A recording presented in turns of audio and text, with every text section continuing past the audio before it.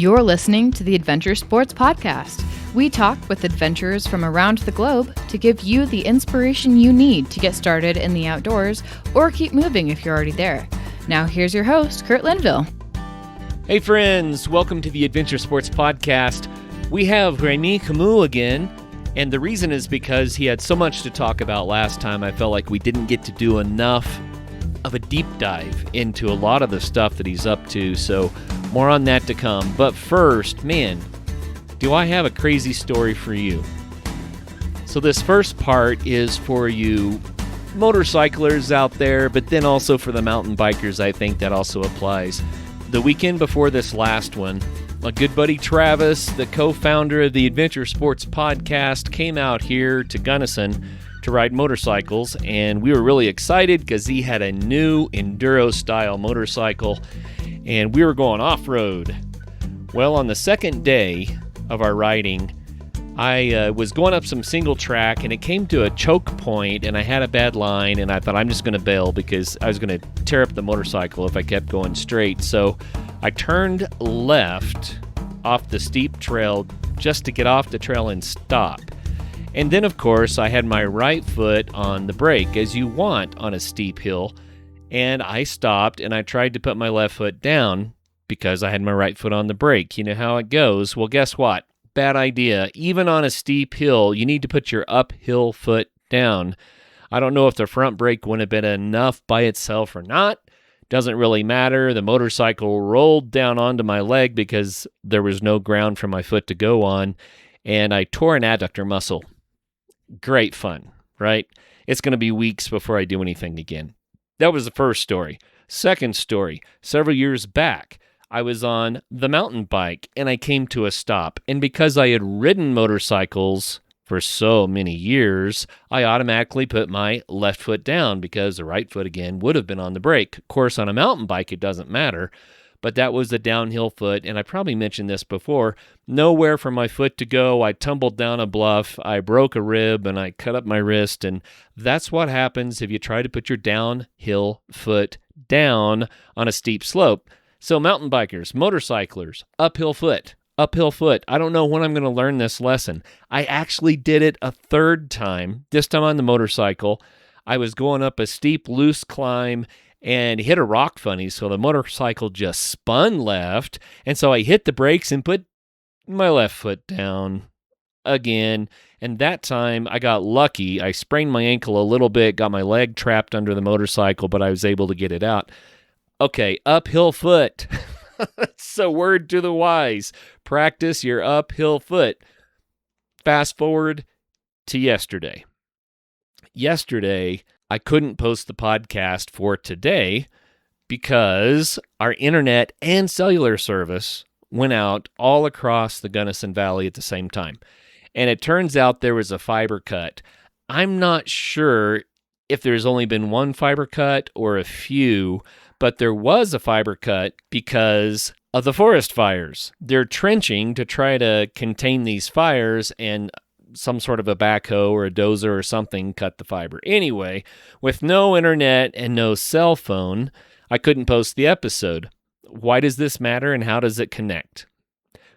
I started looking for things to do. I couldn't work. I couldn't post an episode.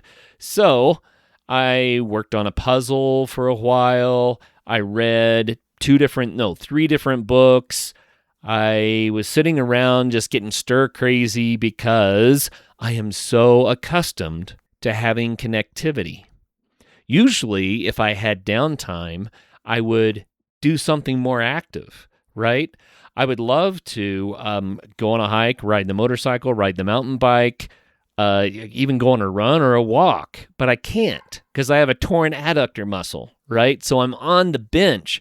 So I was just getting more and more stir crazy because I didn't have any way to distract myself. I realized we don't even have a radio in our house because we have become so dependent on connectivity. Why does that matter? Well, for one, I couldn't get the episode out. But for two, I just thought, is this healthy? It really woke me up to how much we rely on the internet and cellular service in our world today. I don't think it is healthy. I think I should have automatically known of half a dozen things that I would love to do. I could have practiced my guitar. Would have been a great idea, but I didn't think of it until bedtime. I could have practiced the piano. Another great idea. There are so many things I could have done, but I was so accustomed to having connectivity at my fingertips that I literally didn't know what to do. And I was going stir crazy. I really was. I throw that out there for you to consider. How much are you leaning into connectivity, whether that would be social media or watching YouTube or watching someone else have fun when you could be having your own fun? Have we gotten in the habit of doing the wrong things? Of course, all the things I would have liked to have done, I couldn't have done anyway. Matter of fact, I decided I'm going to go try to play disc golf. I mentioned that in a previous episode, and I didn't even know if I could throw a disc because of my torn adductor. I can walk, but I can't twist. And I went out and I tried to be really, really gentle, and by the fourth hole, I was done. So I had to hike back out. But it just made me stop and consider. The Adventure Sports Podcast, all of these years, has been about telling people to get out there and have some fun, about connecting with nature, about getting healthier, physically fit, learning a sport that's demanding and fun and challenging so we can grow. And I found myself limited, but also just really just surprised by how much I had been depending on connectivity myself. Something for you to think about, right? Are you depending on watching other people have fun a little too much? Maybe we need to get out the door a little more. So that's the story.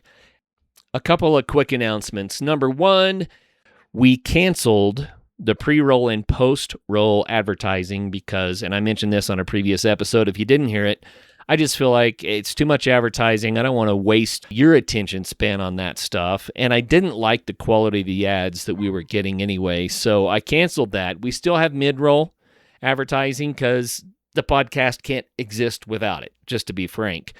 And I'm looking for a way to make up the loss from not having the pre and the post-roll advertising. So if you think it's worthwhile, if you think the Adventure Sports Podcast is adding a little bit of value to your life, or you want to support it because you hope it helps other people to have more value in their lives, I just want to say thank you in advance. Thank you from my heart. Go to Patreon, look up the Adventure Sports Podcast.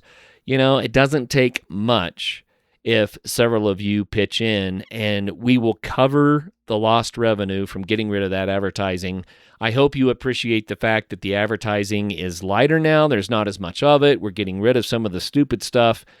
And thank you for helping to support the Adventure Sports Podcast.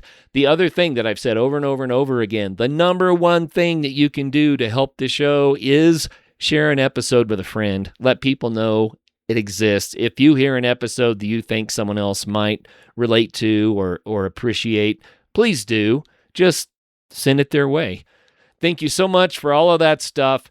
And now on with the show. Hey friends, we have Rémi Camus back with us, and he was on episode 1221 not that long ago.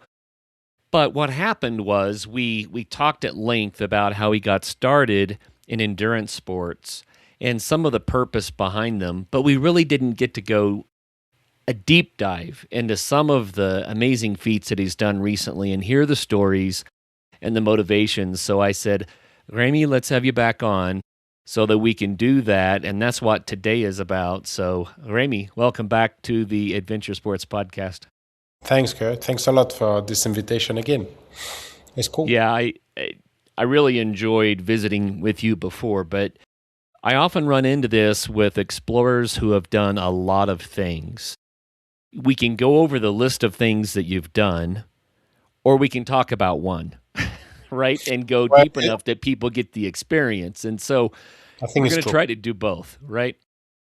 It's difficult to just figure out in the 1 hour and something to just talk about all of them and to go deep into one. So yeah, so I think today I want to focus a little bit more on the water sports that you've done. Last time we spent a fair amount of time talking about your crossing of Australia. Yep, that was your first big outing or expedition, I would say, right? Yep. But you have also swam the coastline of France, Yep, from which Dunkirk is in the north. 2,650 kilometers. Yep, that's right. That's right. Amazing. I started that in the 1st of June 2018. 2018. Yep. You swam from Corsica, Calvi to Monaco, 180 kilometers, self-supported, dragging a little platform. 180 straight line. Okay. But as I was just with no support, and I was pulling my floating device, which was 200 kilos, and I was with no assistance for water, no assistance for food, but no assistance for direction. And that was tough because I was swimming and I had my Garmin, my watch, and it was set up to just focus on Monaco. So I was just like, okay, Monaco is just straight there. When you are in the forest and you are using a map and a compass, let's say, it's quite easy when you have a group of people who say, guys, do you all see the big pine tree over there? They're like, yes, okay, we go in this direction. The pine tree will never move because it's just grow on earth, so it doesn't move. When you are in the open water, the sky is blue, the water is blue, and if you put your head under the water, it's all blue. And if you just make a 360 around yourself, everything is blue. So it's very tough to just set up a direction, say we go to, let's say, 286 degrees. But my goodness, how is 286 degrees? Where is it? Is it this way, Right. this way? So I had to swim, focusing on my watch. It's like, okay, straight there. I was looking at the steam, I don't know, you call it smoke from the plane, to make sure I was like, oh, there's a plane. You can see the white mark just behind the plane. I was like, okay, The contrail. Yes, I was like, let's focus on this one.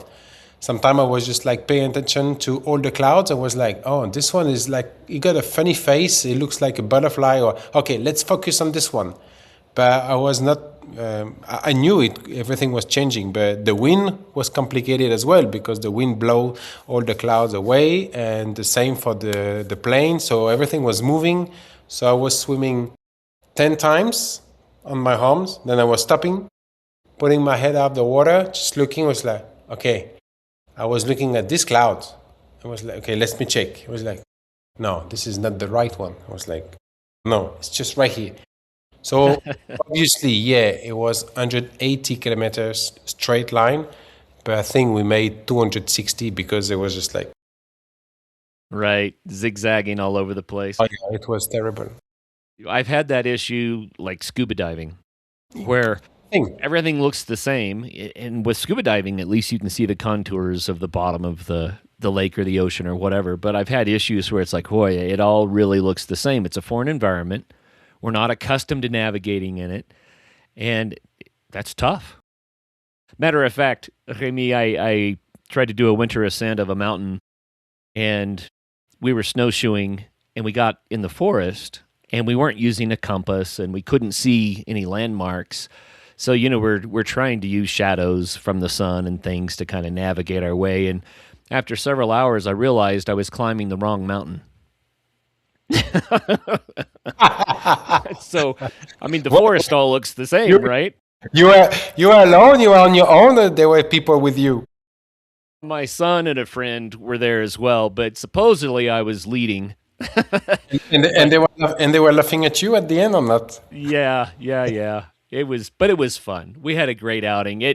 We got a late start. There probably wasn't a chance that we were going to actually summit, but realizing we weren't even on the right slope was navigating is hard. It is really tough. This is what I teach to because I'm beside that I'm a survival trainer. I'm just teaching like instructor. I'm teaching people how to do survival things in the forest, in the mountain, in different environment, and it's really interesting. The first thing I teach them is how to use a map and how to read a map, and they were like, "What is the point?" And I'm like, because the most important thing is to know where you are, to know where you want to go, and at the end, if something happens, you need to get your phone and to dial quickly the emergency. And you need to explain to them where you are. But if you have no idea how to read the map and specifically to point where you are supposed to be, how do you want them to find you? They will be like, okay, you are on the mountain. Which mountain? So they want to have information quickly. So I said, people, reading a map, it's really important. And they said, but I have a GPS. So it's fine. I say, yes, but the GPS runs with battery. And if you run out of batteries, how do? You need to learn how to read the map with a paper. You never have a problem with that because they don't need the batteries paper. It's just a piece of paper. So before we hit record, we were just talking about the weather. And I think this relates as well. You were talking about how it's been very warm in France. Hot. Yes. Like 40, 42 Celsius, 100 to 105 Fahrenheit. That's hot. Yeah, we're fine. Yeah, it's true. Like I'm starting sweating, and it's 20 to 8 in France, and it's like still 32 degrees outside.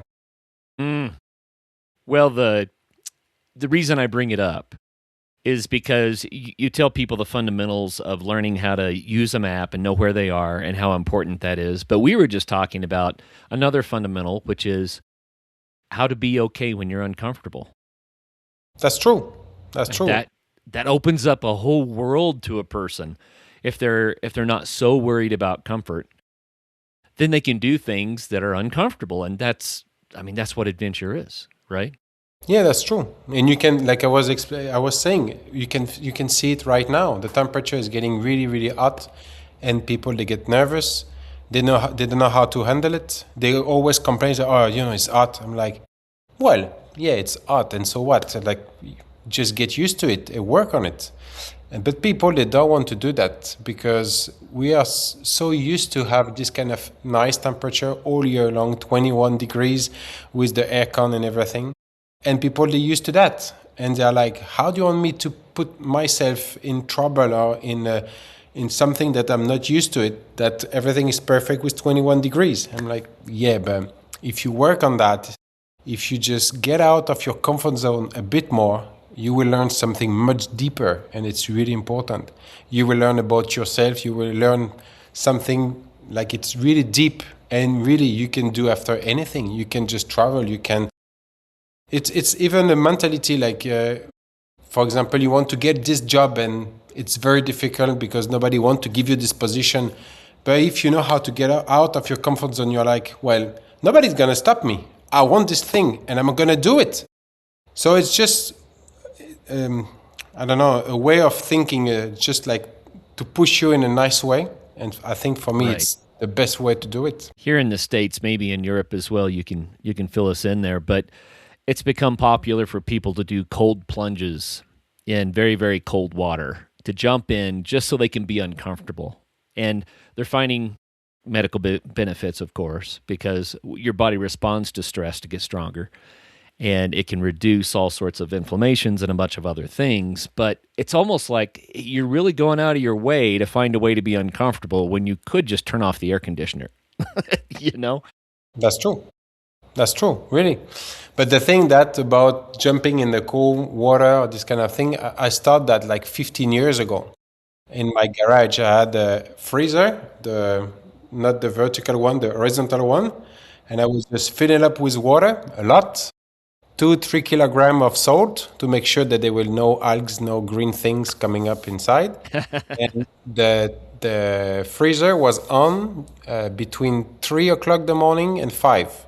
So I was making sure the temperature was always 0 degrees. And I was just going into my freezer between 7 to 7:20. So 20 minutes every day.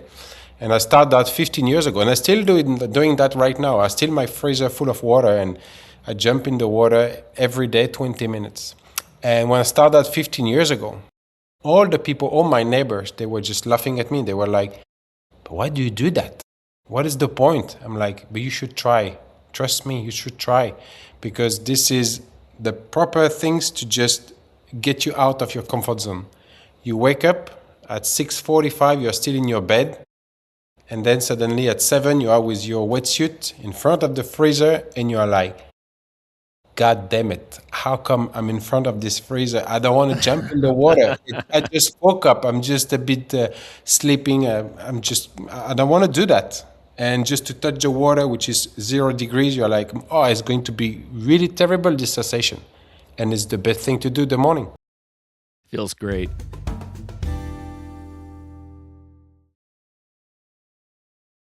Really? I've enjoyed that when I go backpacking, jumping in an icy mountain stream or taking cold showers, that sort of thing. It makes you feel alive. It really does. Yeah, that's true. That's the thing. Yes. Yeah. After that, you're like, it's perfect. Like, it's the best way to kick off your day. Like, we're going to start the day like this. And after 20 minutes, you're like, I feel alive. My day is going to be great. Well, speaking of being uncomfortable, you have done what most people would think are some very uncomfortable things. If you want to talk about the heat, we have Australia, crossing the desert. I mean, wow, but also swimming for 12 hours straight, 30 kilometers per day to go 2,650 kilometers 1,000, yes. around France. Why did you do it? Well, like you said, my first adventure was running across Australia. So I started that in 2011. I ran 5,400 kilometers all the way through the bush. I wanted to meet the Aboriginal people in 2 different communities. This is what I've done, 25 days with them. Amazing time. I suffered of the lack of water, had to drink my own urine not to die in the middle of nowhere after 3 days without having water. And after that, I riverboard the Mekong River from Tibet to Vietnam. So 6 months, 4,400 kilometers, just the time to meet the local people, understand the way of living and how they could get fresh drinking water. And when you reach the Chinese Sea in Vietnam, you just realize that the Mekong River is on the top list on the 10 biggest river in the world that could carry at least 50% of all the trash and garbage that you can find in seas and oceans. Goodness. So I was like, it's that a lot. And I discovered numbers in 2017. It was an NGO in France who just tried to calculate how many tons of trash could end up in the ocean every second or something like this. And it ended up by being 634 tons every second going into the ocean. 634 tons per second. Yes. Yeah. Wow. It's a lot of trash. Yes, it's crazy. It's like heaps of cars going into the ocean every second. Wow. And Mekong just is one of the biggest river who just delivered this trash into the ocean. So when I just figured out about that, I went back to France and I was like, I have no idea if the people living nearby the French coast, they know about this kind of thing. If you look at our position, France, we are well exposed to the sea and the ocean. We got the North Sea close to Dunkirk in England, and we got the Atlantic Ocean on the other side, the Mediterranean Sea. So it's quite open to the things coming from the ocean. So I was like, I need to do something in my countries and try to understand if people they are aware of all this kind of trash that we can find in rivers, and that most of them just come from the ocean and they go slowly to the shore, to the coastline. So I decided to set up this project to swim from the north of France, Dunkirk, and all the way to Monaco, only on the coastline, and it was like 2,650 kilometers, and I did that in 3 months and a half, swimming 12 hours a day and 30 kilometers. That was tough. I remember my girlfriend was with me when we reached the north for the day before the departure, and I went to the beach, and I stepped in the water, and I was just like looking the water like a cow will look at the train, and I was just like, and she was like, "You feel weight? You're fine?" I was like, "But do you realize that tomorrow I have to swim 2,650 kilometers. She was like, well, I didn't just ask you to do it. It's you who decide to do it. It's not my Right. fault. So, well, I'm here to support you, but well, it's true. It's tomorrow and that's all. And it took me a lot of time to just realize that I was going to swim that long. And I remember she told me one thing. She said, keep Monaco as a target, but don't focus on that. Focus on small things. So what is the target for tomorrow? And I was like, oh, it's just a nearby, like 30 kilometers on my left hand side. And she was like, okay, so just focus on that. The next things would be after. Monaco, it would be too long. 3 months enough. It's long. Many things can happen. So focus only on small things. And you see what I've done during my trip. I was just focusing on one day. And then when I was finishing the day, people, they were coming, they were like, wow, it's amazing, blah, blah, blah. What are you going to do tomorrow? And I was like, I don't care about tomorrow. Right now, I just finished my day of swimming. Now I want to drink a nice pint of beer. I want to talk with people. I want to rest. I want a nice shower. I want a lot of food because I'm hungry. And I want a nice night. And then tomorrow, it would be the next day.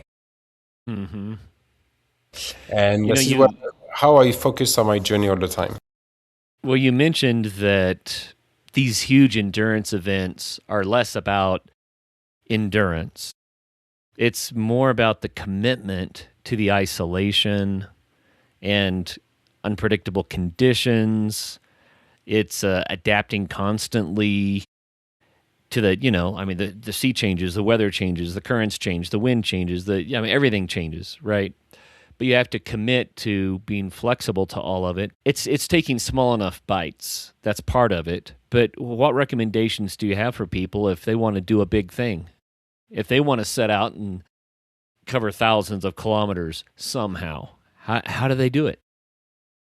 Like to do small targets daily. If they focus only at the last thing or the whole adventure, it's going to be too difficult. They need to focus only on small, like one day, and then we'll see. Because like you said, many things can happen in one day. The sea can change, you can have the weather, you can have the people. And this is, I think, the worst. You never know how a human being can act.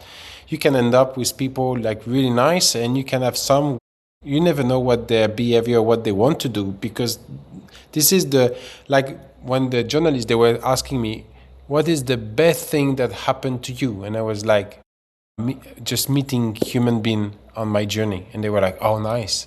Do you have some examples? I was just like, yeah, I did that in China, in Australia, whatever. And they're, okay. And what is the worst thing that happened to you? I was like, meeting human being. I was like, oh, you just said it twice. And I said, yes, because they can be very tricky in both ways. They can be really nice. And some of them, they can be really asshole. And that could change completely your adventure. So you need to focus on you, pay attention of other human beings, what they want to do, and really focus only on one journey. The next day would be, like I say, it's the next day. My fitness coach said, think future, but live today. That's really important. You need to focus on what's going to happen after, because this is my way. I want to go this way. I don't want to go this way. So you just make yourself going that way. But at the end, you need to live fully now.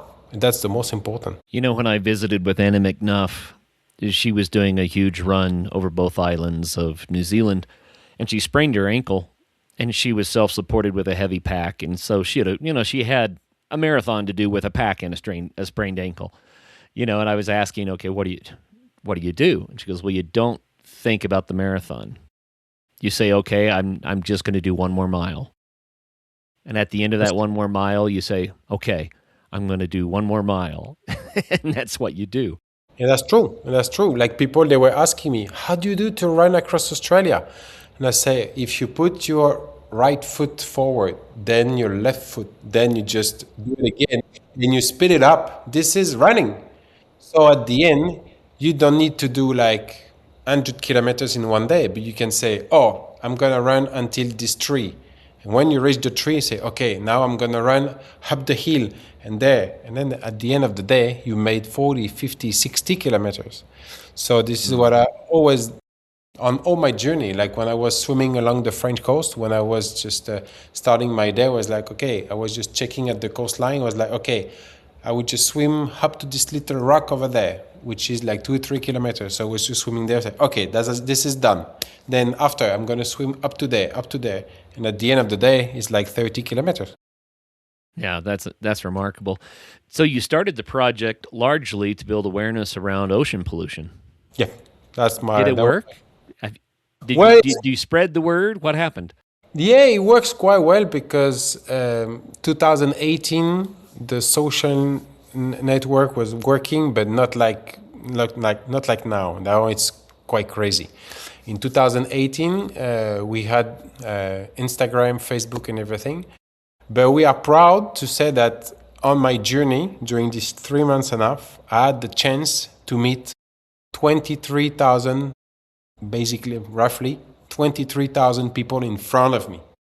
That Nice. I could like say, I talked to them like directly, not to say like I touched 10 million people on Instagram or whatever, which is completely fake, but I really had the chance to meet 23,000 people in front of me. So yeah, it works. And I can see in France that since 2018, things have been changing. A lot of NGO have been created, try to save some part of in France from the coastline, forest, big lake, and everything. So you can see that it's working. It's moving forward. Now we need to step one more. We need to do one more step, but a bit faster because sometimes it's a bit. I don't know. It can be really like. You could be really disappointed when you see what's coming up with the government and all the politicians. You're like, these guys just do something. We try to do something, so please do something as well. These problems that humanity globally are facing, we also have wonderful things happening around the world too. We have to make sure we understand that. But they're problems that are solvable. But I think the first step is to build awareness. That's what you're doing. You're saying, look, see what's going on. See it? There it is. As soon as people see it, they're like, oh, that much trash coming out of the Mekong River. Wow. And there have been other NGOs who have started doing something about it. They're trying to figure out the right way to keep that trash out of the oceans, to recycle better or to educate the people so the trash doesn't get in the river in the first place. But it all starts with awareness. Yeah, that's true. And this is what happened to me when I was in Australia. I said to people, I decide to dedicate my life to safe drinking water and try to raise awareness about what happened in the ocean and seas around the world, because I ran out of water and I had to drink my own urine to just survive in Australia. Right. And I was like, you need to have this kick off, this little sparkling, like something to just light up your mind to say, oh, that's the thing I want to do. Like I was saying, like you will never see men just taking care of this breast cancer unless it's someone very close to him who had been affected by this sickness.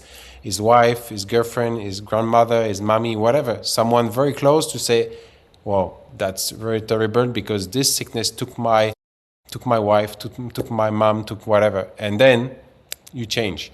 So this is what I do at school with kids. I take them and I explain to them. We do like we collect some trash. We go nearby the river just to explain to them, look, pick it up.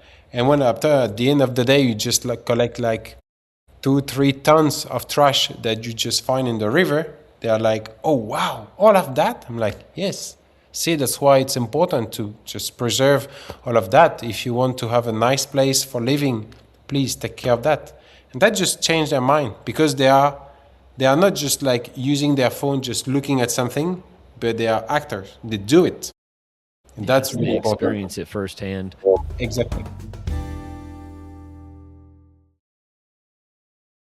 Well, let's talk about something that's not so easy to see. You went down the Rhone. You did a descent and I don't remember the distance on this one, but it was to test for and raise awareness about forever chemicals, PFAS. Yeah, chemicals. that's true. And we don't see these things. People may not even know what they are. Tell us about that expedition and what PFAS is. We start this journey. I'm going to do it a different way. In 2023, I decided to swim from Corsica to Monaco. So that was the beginning of the next journey. We worked with the lab and we wanted to work on the thing that nobody can see with their naked eyes. So we work on forever chemical, PFAS. And we got one quite interesting, and the sample that we took was not enough to get all the information, because it was just 3 samples just in the Mediterranean Sea. So the lab that I was working with, they said, it's not enough, but we can just focus on the target, which is smaller than the Mediterranean Sea. I was like, okay, but what can we do? We say, there is the Rhone River starting in Switzerland and the glacier and go all the way to the Mediterranean Sea. And it could be really interesting to just sample all the river from the beginning to the end to figure out if we can find some of the PFAS in the river. So we start in September 2025, and we use a canoe, and we just went all the way down 812 kilometers, and we collect 150 samples, and we send all of that to the first lab. They analyze all of that, and then we send it after to another lab, because they had to interpret, to understand the whole samples. And they wrote an article, and they sent the articles 2 weeks ago in New York, in I don't know which big magazine in New York, and we are just crossing our finger that will say it's good, nice, and we're gonna publish it. Yay. So were the findings shocking, expected, unexpected? Well, we knew the Rhone River was full of PFAS. We knew it before our adventure, because in 2022 we had a big thing coming up in the south of Lyon, and a journalist made a big investigation on the different area close to Lyon, and they found obviously a lot of PFAS, and just everything came up on the news, and that was the big thing. So we knew that on the Rhone River we could find some those PFAS. But the thing is, what was really interesting is that we found them all the way from the beginning till the end. People, they were like, the glacier is free and everything is fine, and we found some of them in the lake just above the glacier.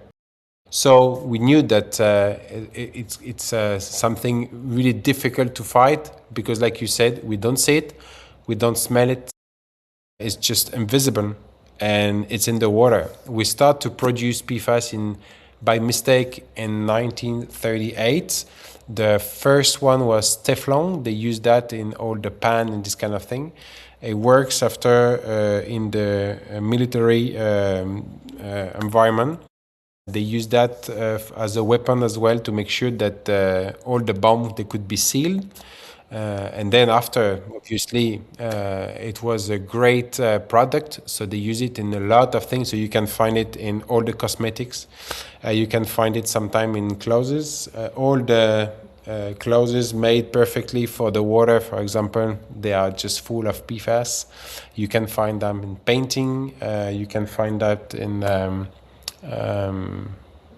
all the chemical that you use for agriculture as well. So we find them everywhere, unfortunately.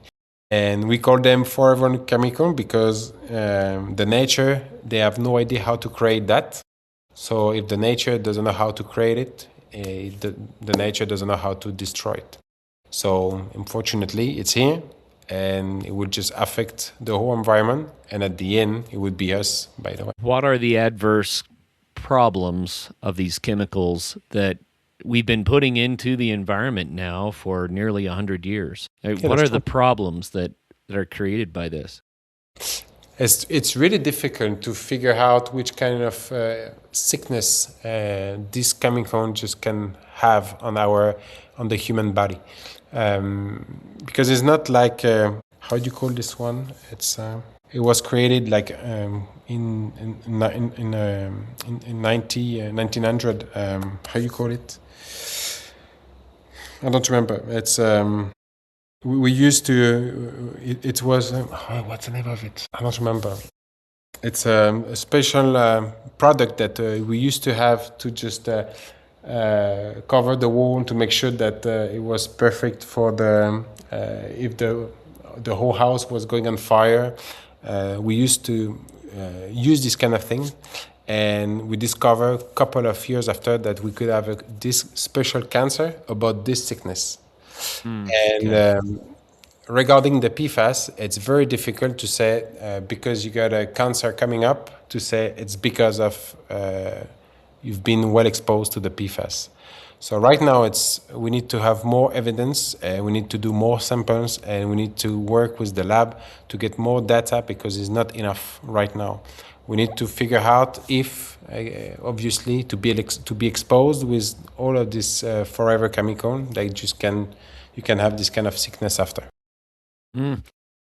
I think I mentioned something I had heard last time we visited, which is that, various chemicals, the EPA or maybe even the NIH or organizations like that, they will publish how much is acceptable or how much do they consider to be harmless. So it might be parts per billion or parts per million, and they'll say, okay, higher than that is bad.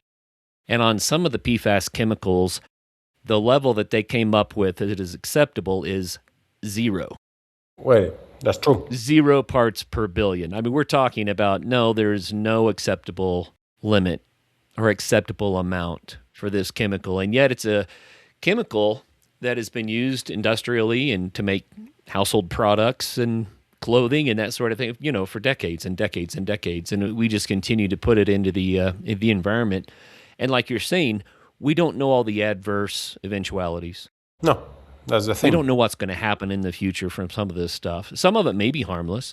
Some of it may be horrible. It could be a much, much bigger crisis than we have any idea. But it doesn't make a lot of sense to create a problem when you don't even understand what the magnitude of the problem might be.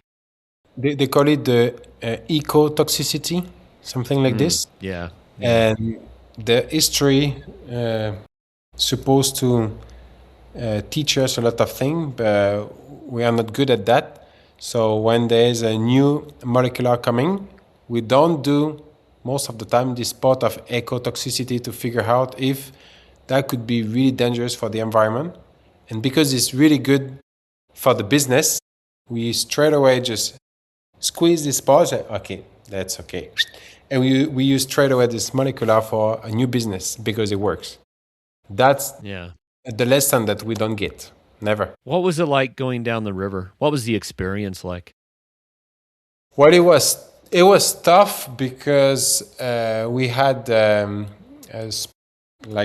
special thing from the lab to make sure that all the sample was perfect. So I had the big van following me on the riverside, and I was just going all the way down. So I had to just deal with the journalist because they wanted to have all the covering from the beginning to the end. So that was tough. I was supposed to do all the samples, but when you just decide that the sample was going to be made on this point, and we just figure out that it would be just right here because the main river, the Rhone River, was just joining another one.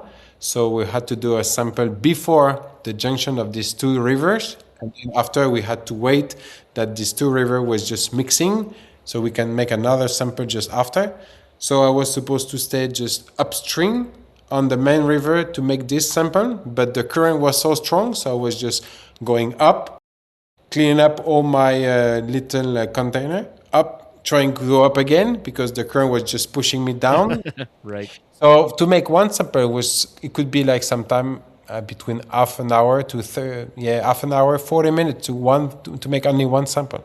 And then after the lab told me, say, you can do all your sample that you want. The thing is that the temperature of the sample can't go over 8 degrees. And I was like, thanks. How do you want me to do that? It was like, just get a fridge or whatever you want, but the temperature can't go over 8 degrees. And I was like, okay. So when I was finishing one sample, I was going straight to the riverside, just calling all the guys, please stop the van, stop quick, get everything, just fill up all the papers and put it in the fridge. And we finished the journey, more than 150 samples, and director of the lab just call me and say, I can just like congratulate all of you because to be honest, more than 150 samples made on this journey, not a single one was over 8 degrees. So you made it. I was just like, wow, that's tough. So that was really difficult, but we try on this journey not to show only the red line about the PFAS. We wanted to make something nice about this journey. We wanted to meet the people living nearby this river. We wanted to show the beautiful thing, the nature. We wanted to show some women and some men who work hard to protect this river.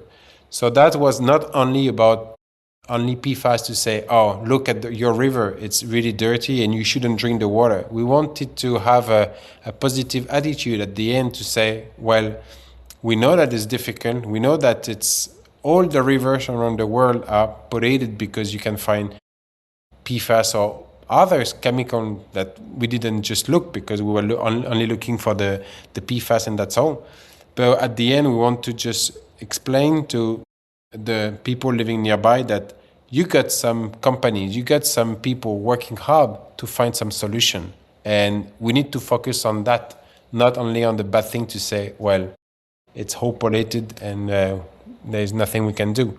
So this is what we want to do with our documentary. We want to make it not happy end because it's not happy, but we want to explain to people that you can fight for your right. You can fight because we got solution, and there is always a solution. If you just think about only the bad thing, we just stop living. Because every day when I was going all the way down on this river, I was thinking about my daughter. She's gonna be 4 years old in a couple of days, and I was just thinking about her to say like, well, we need to do something for this next generation, and I can't blame my little girl of 4 years old to say, if everything is polluted, it's because of you. Well, when you are 4 years old, she doesn't know anything about life, so you can't blame this kind of people, the little boy, little girl, to say, if everything is all dirty, it's because of you. So that's why I'm trying to fight for our rights and to just show to the people that if you want to continue to live nearby this kind of beautiful place, to go in the mountain, to go nearby the sea, to go in the open water, in ocean, protect it. But you have to fight for that because it's beautiful. And we got only one Earth. And right now, we don't know if we can live on Mars, but I know that we can live on Earth. So we can protect this one. It's important. It is important. It's kind of fascinating to think about. There's a principle. I'm trying to remember who first said it, and the name is slipping my mind. But my freedom ends where your nose begins. My freedom to swing my arms ends where your nose begins. Meaning, we're free to do things that we love to do, or that we need to do, until we start hurting someone else. That's true. That's and so true. It's a really good principle.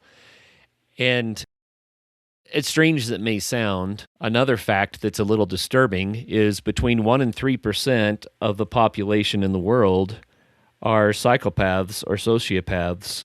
And that's just a genetic truth.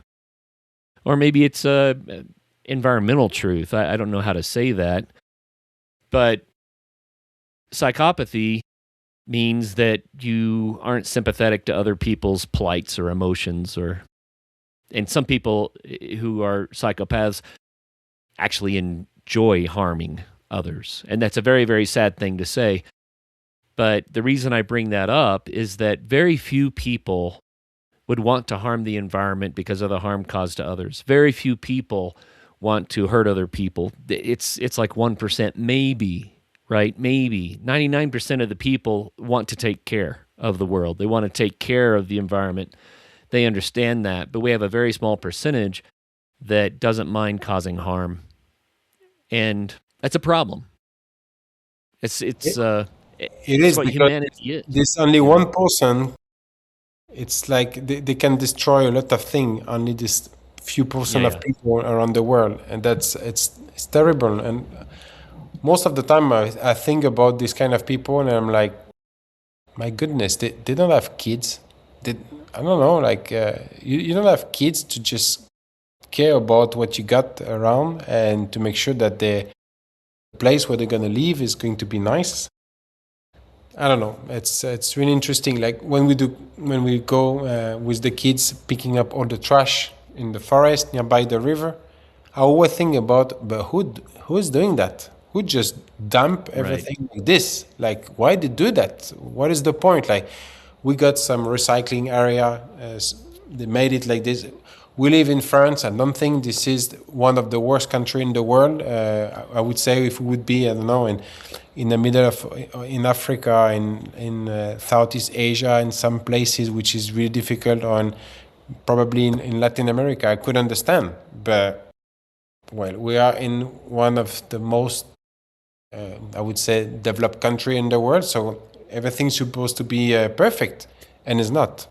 So I think it's a lack of education, probably, because they don't really care, or they want to express themselves to say, "I do whatever I want," and this is the way of just express yourself, to throw things and to just be just a step aside of the society to say, "This is not my business. I don't care." I don't know. Really, it's strange how people they act. I'm going to tell a short story. I went to a developing country, which I'm not going to name, and I had a piece of trash left from something I ate, like a cup or a wrapper of some sort, and I was walking along with that in my hand, and the local person next to me grabbed it from my hand and threw it on the ground. Hmm. And I said, "Why are you throwing it on the ground?" And he says, "You can't carry garbage. That's bad." And I thought, "Oh, we have a major cultural difference here." Because in my mindset, you don't throw trash on the ground. Of course. But in their mindset, if you're carrying garbage around, it's insulting, Okay. Interesting. right? And so I thought, well, okay, it's a matter of rethinking the way that we encounter the world around us and what the societal expectations are, and that can go a long way. It's education again, right?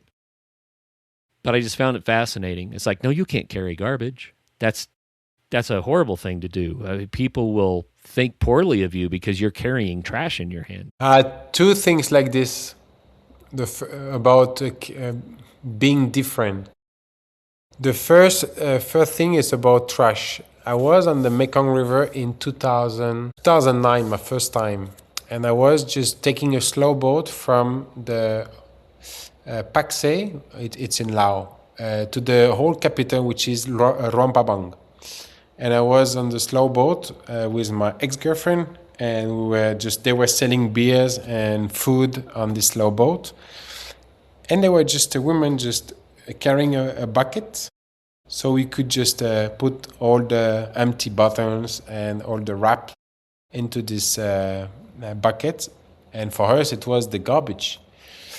And she did the whole slow boat, and she went at the end. And me, I follow her because I wanted to check the engine of the slow boat to figure out how it was, because I was interested about it.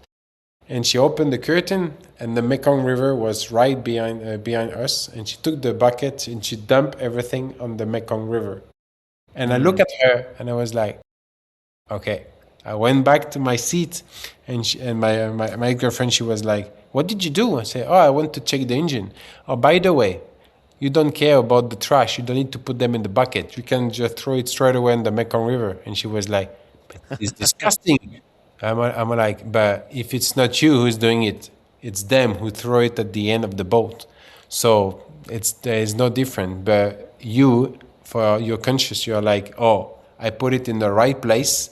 Then after, it's none of my business. It's them who decide to throw it in the river. And it's really interesting their way of thinking and our way of living, because we don't think the same way. And for us, it's a trash, and we need to put it in the bucket. And then after, we know that in our country that it will be collected, and then they will send it to recycling area and everything. But for them, because this kind of thing doesn't exist, so they just dump it in the river. And the river is the recycling area, because the water just go by the flow, the current. And when I did my journey in 2013 riverboarding the Mekong, I asked one person who could speak a bit English, and I said, "Why do you throw and you dump all your trash in the river?" And he said to me, because the current just take everything and just disappears. I'm like, yeah, but the one living upstream, if this person is doing the same thing, then in front of your house, you will collect his trash. He was like, oh, yeah, that's true. But the current and the flow will just take it. So at the end, there is nothing. And I'm like, okay, if 70 million people are just dumping everything on the Mekong River, at the end, nearby the Chinese Sea, how many tons of trash are going into the water? And they couldn't answer this kind of question because they didn't care. Because for them, it was so important to live right now, because when you said to them, if you just leave all the trash on your garden and you try to grow some veggie right here, your veggie will be highly polluted. And they're like, and you can be sick. You can just start to have a sickness in 10, 15, 20 years. And they were like, 10, 15, 20 years? Well, it's a long, long time. I don't know if I would be alive in the next week. And I was like, okay. So we don't think the same way, because for us, we just try to figure out in 5, 10, 15, 20, 50 years. And for them, because they're living, it's really difficult. They think only about what's going to happen in the next week, and that's all. It kind of goes back to Maslow's hierarchy. You know, you hear a lot of people talk about it, but until your foundational needs are met, then the higher considerations are difficult to address.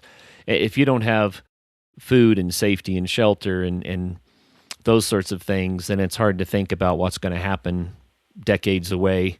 Of course. Or, you know, what's wrong and right about what you do with the litter that's in your hand or the waste that's coming out of the factory, right? You have to get to the point that the basic standard of living is established where people's needs are met, and then people can begin to care more about the environment and other things that are a little less tangible, perhaps, in the immediacy of the moment. But these are things that humanity can do, Remy. We can do these things through education, through support, through creating opportunity. You know, when people have the opportunity to do right things and it makes their life better, then they will take that opportunity and do the right thing. But if doing the right thing is a hardship and they already are overwhelmed with hardships, it just makes no sense. Of course. And as a human race, we have learned so much. We're doing so much better, actually, than we have in the past. And I would like to point out to the listeners, research it. You might be surprised. Famine, disease, infant mortality, pollution rates. We have improved these things by orders of magnitude in the last 50 years or so.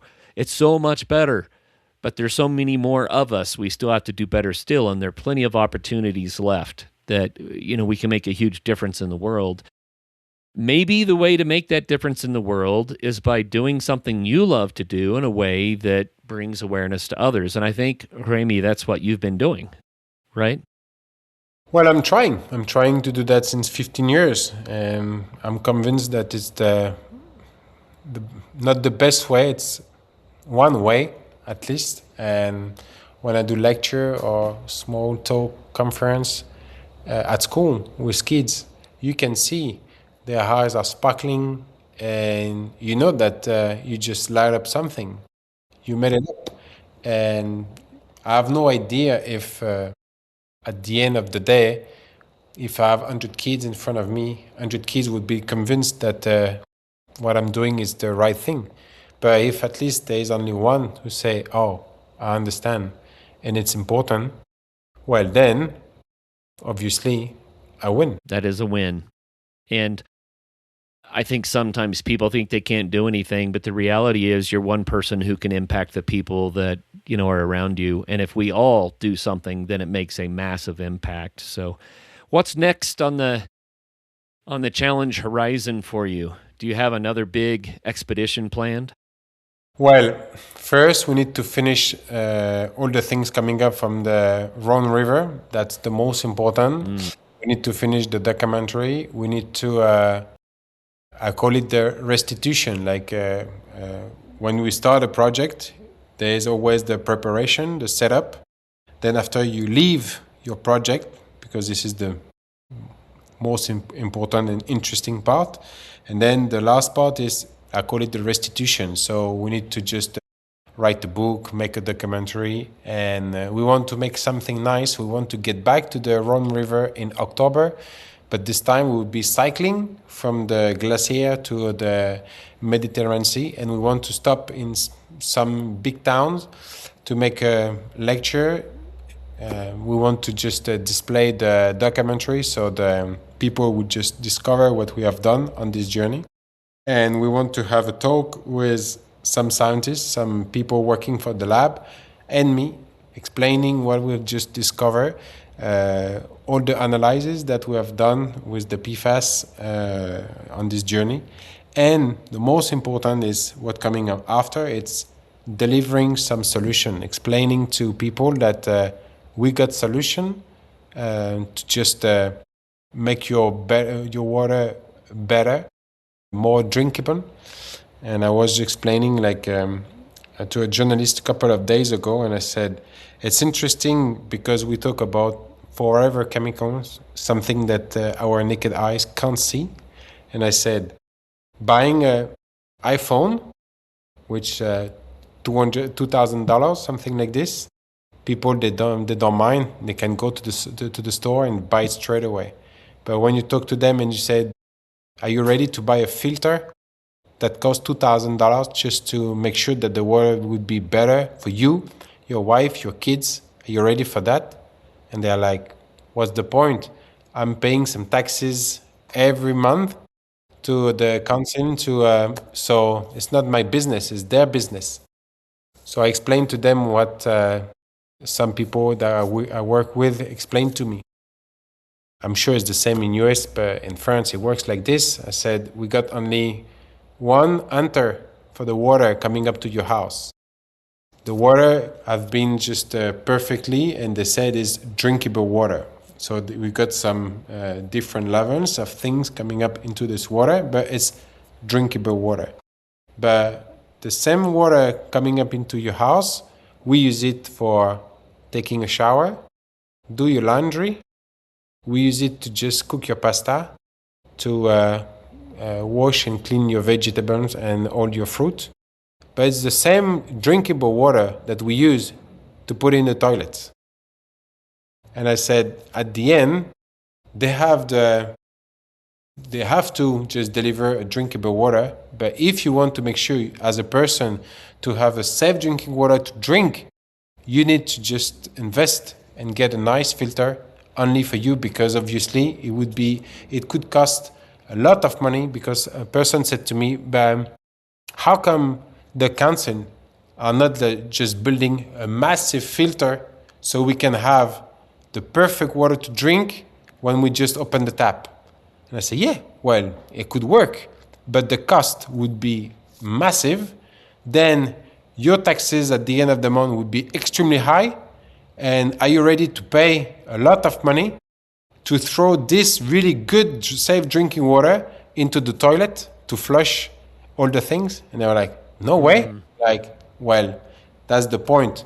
They do their work, the council, but you as a person, you need to just have the right to buy the right things and to get a nice filter if you want to have safe drinking water.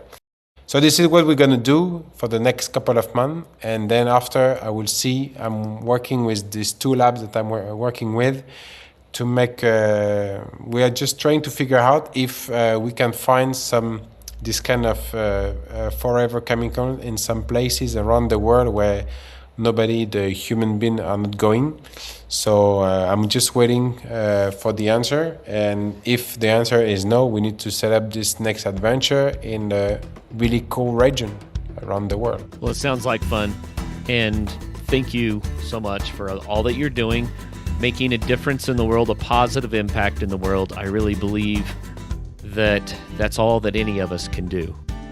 Once we decide that it's important to leave a better world for the next generation and the generations that follow, then we can each do our part. We can do better. We may not be able to fix 100% of everything immediately, but we can certainly do better and live our lives in a way that has long-term benefits. So, Remy, thank you so much for sharing with us and getting your message out to the world, and we appreciate your time today. Thank you, Kurt. No, thank you so much to you, and thank you to the people who are going to listen to our conversation. It's always a great pleasure to explain what I'm trying to do since 15 years, so thank you so much. Certainly. And everyone, I always say it's not just about hedonism, fun. When I say get out there and have some fun, that fun can have a huge positive impact. So if you figure out a way to combine a positive impact on the world with the thing that you love, then you will find great meaning and purpose in that. So get out there and have some fun.